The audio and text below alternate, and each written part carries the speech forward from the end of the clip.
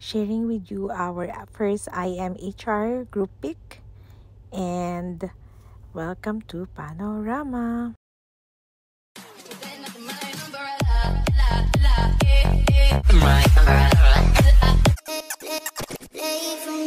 This is how our shoot looks like in the evening at Puerto Vallarta. And there you go, showing you guys our office. And this one is our sorting day of the packages every time in Long Beach.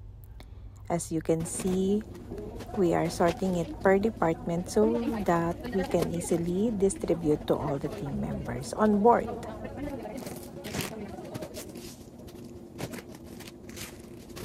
On my way to clock in, and this is how the library looks like every time we dock in Mexico. Hello mga Mars and Pars! So, it's been a month already since I joined Carnival Panorama. Yun nga guys, talaga naka-settle na rin ako. So, I came here last March 16 and today is already 16 of April. So, sa mga kababayan ko dyan, enjoy your Holy Week. I hope na makapag-reflect ang lahat. And for me here sa Carnival Panorama, we are doing 7 days, 8-day cruise. And it's been a roller coaster at first since every contract is different. So, ngayon, nasasabi ko na nakapag-adjust na naman ako and I'm very happy to share with you guys my experience here.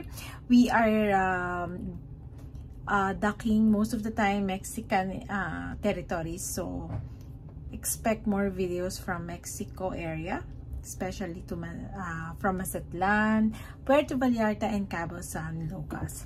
So, ayun, I'm very happy and I'm very excited to share with you guys lahat ng ma-experience ko sa contract na to.